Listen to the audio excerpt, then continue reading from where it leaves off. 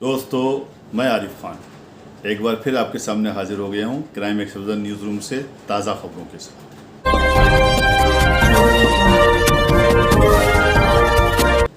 आजम खान की वापसी हो गई है। लगभग 26 माह बाद वो वापस आए हैं। ज़ोरदार खैर मकदम किया है। उनके समर्थकों ने देखिए किस तरह से उनका स्वागत किया गया है। अरे आगे आगे रोको, आगे आने। दोस्तों, आजम खान ने जो मीडिया से बातचीत की है, जो इंटरव्यू दिया है, वो तो मैं आपको बीच बीच में दिखाऊंगा ही, लेकिन इससे पहले थोड़ा सा उनकी जीवनी पर, उनके सियासी सफ़र पर नज़र डाल लेते हैं। अब से लगभग 40 साल पहले रामपुर की सियासत सिर्फ 2 महलों तक ही सीमित थी, यानी नूर महल और कोठी खासबाग। नवाब मुर्तज़ा अली ख़ां और उनके भाई जुल्फ़िकार अली ख़ां, इन 2 भाइयों की जो बहुत बड़ी पकड़ थी राजनीति के ऊपर, इन दोनों महलों की बहुत बड़ी पकड़ थी राजनीति के ऊपर। कांग्रेस की सरकार हुआ करती थी और कांग्रेस की सरकार में नूर महल का बहुत बड़ा दबदबा था, वर्चस्व था। कोई भी बड़ा नेता जब रामपुर आता था तो वो नूर महल ज़रूर जाया करता था।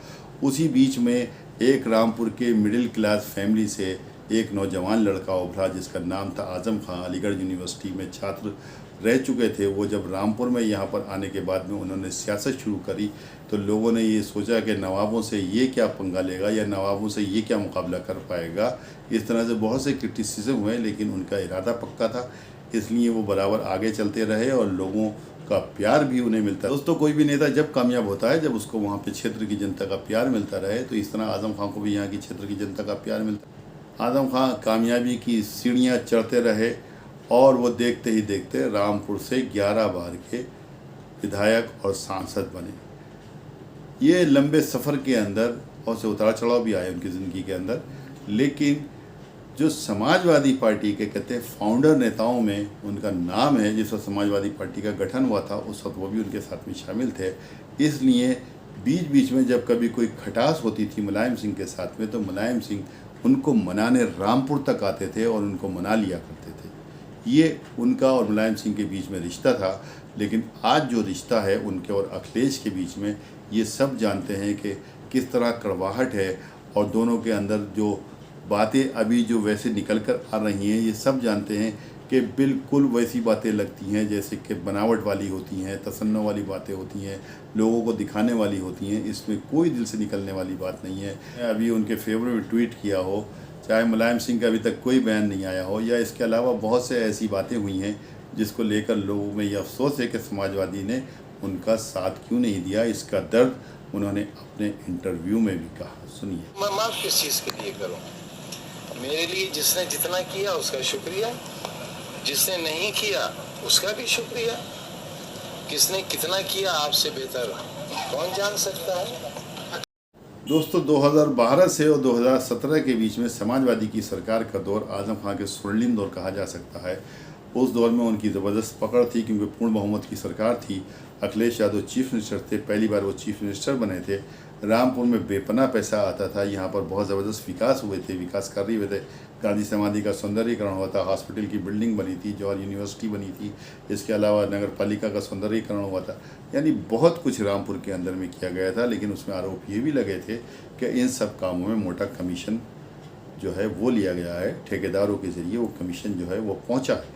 लेकिन इसके साथ साथ में जिस तरह शहर को खूबसूरत बनाया गया, वो एक अपनी मिसाल आज भी कायम है कि जो लोगों ने अब से 40 साल पहले लोग यहाँ पर रहे होंगे, वो जो देखा होगा, रामपुर देखा होगा, या अब जो उन्होंने 2012 से में जो जितना डेवलपमेंट हुआ है, ये रामपुर उसके बाद में जो देखा होगा, इसमें और उसमें बहुत फ़र्क है। रामपुर के अंदर उन्होंने एक चुनाव प्रचार के दौरान जज्बातों में आकर ऐसे अमर्यादित शब्द मुँह से निकाले थे पूर्व जिला अधिकारी आंजनेय कुमार सिंह के खिलाफ, जो एक बड़े नेता को नहीं निकालने चाहिए थे।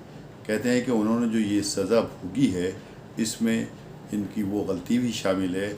लेकिन इसके अलावा जो लोगों ने इनके ऊपर मुकदमे लिखवाए हैं, उसमें भी उन लोगों के आरोप यही थे कि उनकी ज़मीनों पर ज़बरदस्ती कब्ज़ा किया गया है। आज़म खां की जिस समय सरकार में, समाजवादी की जिस समय सरकार उत्तर प्रदेश में थी, उस समय अजीम नगर के थाने से कहते हैं कि लोगों की चीखें रात में निकला करती थी, जो गांव के खेतों खलियानों से होकर घरों तक पहुंचती थी। उन चीखों से यही आवाज़ आती थी कि ज़बरदस्ती हमारी ज़मीनें मत ख़रीदो। लेकिन इसमें कितनी सच्चाई है या कितना झूठ है ये तो हमें नहीं मालूम, क्योंकि हम मौके पर मौजूद नहीं थे। लेकिन जो बातें सूत्रों से मालूम है वो बातें हम आपको बता रहे हैं। उन्हीं सब को लेकर के उन लोगों ने आंजनेय कुमार सिंह, जिस वक्त पूर्व जिलाधिकारी, अभी जो मंडल कमिश्नर मुरादाबाद हैं, जब यहाँ पर मौजूद थे, उन्होंने उनके प्रोत्साहन पर कह लीजिए या उनकी हिम्मत देने पर कह लीजिए यहाँ पर मुकदमे लिखवाए और आज़म खां के खिलाफ देखते ही देखते बहुत से मुकदमे दर्ज हो गए। ये अलग बात है कि वो मुकदमे चले या छूटे या जो भी कुछ हुआ हो, लेकिन मुकदमे दर्ज हुए और उन्हीं मुकदमों के बढ़ते बढ़ते बहुत से फिर ऐसे भी मुकदमे आए, जैसे कि इसमें जहाँ पे आरपीएस स्कूल बनाया गया एक घोसियान बस्ती को उजाड़ने के बाद में, तो यहाँ पर जब ये लोगों को निकाला गया, यहाँ पर वो सब कुछ किया गया, एक पुलिस फोर्स पूरी लगाने के बाद में ज़बरदस्ती घरों से लोगों को खदेड़ा गया, तो उसमें लोगों की भैंसें भी चोरी हुई, उनकी बकरियां भी चोरी हुई और उनके और सामान भी इधर उधर चोरी हुआ। तो जब इस प्रकार के केसेस उनके पर लगे तो उसमें वो भी तमाम केस जोड़ दिए गए, भैंस चोरी, बकरी चोरी, मुर्गी चोरी और क्या क्या चोरी का। बहरहाल वो सब बातें अपनी जगह पर थीं। अब उन जगहों से उनको शायद उन केसों से राहत मिल चुकी है, लेकिन अब जो बाकी केस रह गए हैं उसमें देखना यह है कि कैसे क्या होगा। मीडिया से मुलाकात करी है और रूबरू हुए हैं, उससे उनके हौसले बुलंद हैं और लगता यह है कि नई कुछ इबारत लिखने वाले हैं। लेकिन आज के हालात में मैं ये समझ रहा हूँ कि मुसलमानों को जो भी सज़ा मिल रही है उनके राइट ऑफ वोट की सज़ा मिल रही है।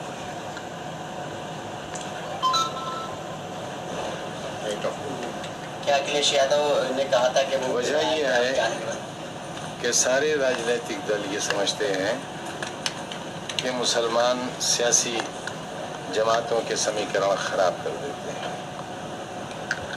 लिहाजा मैं, क्योंकि पर्सनल लॉ बोर्ड ने भी इस इशू को लिया है जिसके बारे में मोहतरमा जिक्र कर रही थी, और आप और बहुत से मामला पर पर्सनल लॉ बोर्ड है, हमारे दीगर उलमा हैं, हमारे कई सेंटर्स हैं, जैसे बरेली का मरकज़ है, मुबारकपुर में है, देवबंद में है, नदवा है।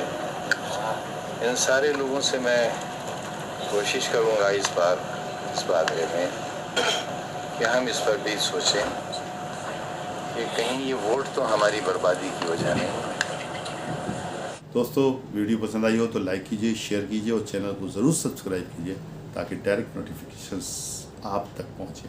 निष्पक्ष, बेबाक, सटीक और सही खबरें दिखाने के लिए क्राइम एक्सपोजर चैनल को सब्सक्राइब करते रहिए।